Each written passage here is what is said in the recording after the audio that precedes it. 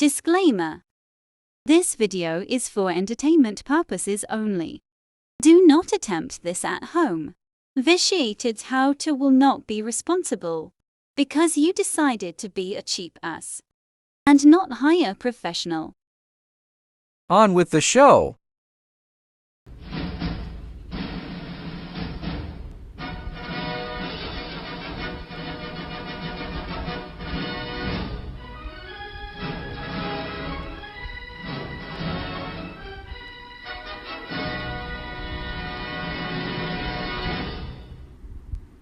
Well, we'll talk a little bit about CPK levels. It's creatine phosphokinase. I think that's how it's pronounced, but CPK works just fine. We'll get a little backstory on it. 4 years ago, 4 or 5 years ago, something like that, I started having CPK level fluctuating. They started out at about 200, where the normal range is, and it went to 1500 over a period of time.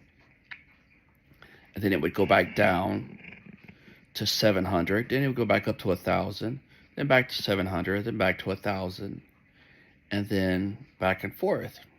Well, I've seen a nephrologist, my general practitioner,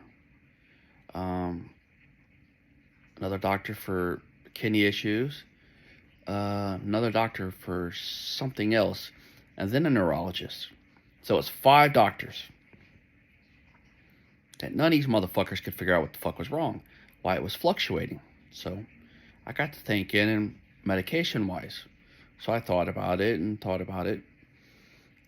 so past 6 months, I eliminated a few things because nobody could figure it out. And I did a lot of research, and nobody could really tell me what was going on. And 3 things it dealt with is your muscle problems, kidney problems, or pituitary gland problems. Well, funny enough, I have kidney problems, so they figured it was that, so they left it alone. So we got to thinking and trying to detox on fucking medication real quick, as I would call, how I used to say it, wasn't really detoxing, cold turkey. I just cold turkey every fucking thing and start adding shit back one by one. Still nobody could figure out what was going on. And biggest problem, for the past 3 years, I had memory problems. I couldn't remember shit. And if you watch through some of my videos, between now and then, you start to see where the problem started developing and how it slowed down, then it came back up, because I've watched some of my old ones, and then where I'm kind of hesitating to where certain shit I can't remember, just stupid little fucking words, or this or that, or even some of the slurring a little bit. Couldn't figure out what the fuck it was, and people saying I was seeing things, and I was just imagining it, and I was like, nah, there's something fucking wrong. So time goes on. 9 months ago, in April, I had the CPK level taken. It was 1000. Okay, so between that time and April 2023 and November 2023, I stopped doing excessive activity. Was one thing I stopped. It was pretty damn cold turkey. I didn't hardly go outside or do anything. I just stopped. I stopped taking testosterone because when I started it, it was 3 years ago, 2 or 3 years ago. And I did that shit cold turkey in July. Yeah, don't ever do that shit. It's bad. Good thing I'm strong-willed and hard-headed, because that shit, it'll get you. So I stopped that cold turkey, and 2 months ago, or a month and a half ago, I stopped taking, I'm always bad with medications. What's the stomach medication? Protonics. I'm always bad with medication, so there's that. So I stopped taking all that. And between November of 2023 and 2 weeks ago, it dropped from the 700 to the 300. Well, in between there, I got it taken again, and it was supposedly 200, but nobody wasn't for sure. We'll even go with that, say it was 200, because I got it checked in between the April and November, I think. So with that being dropped, I got to thinking about it. Well, okay, I just named off all the things I stopped. So I started going back thinking all the different times and trying to talk to the neurologist, which none of these ass clowns figured it out. The nephrologist didn't figure it out. Primary care doctor didn't figure it out. It took me getting my fucking memory back and remembering all this shit to figure out what was going on.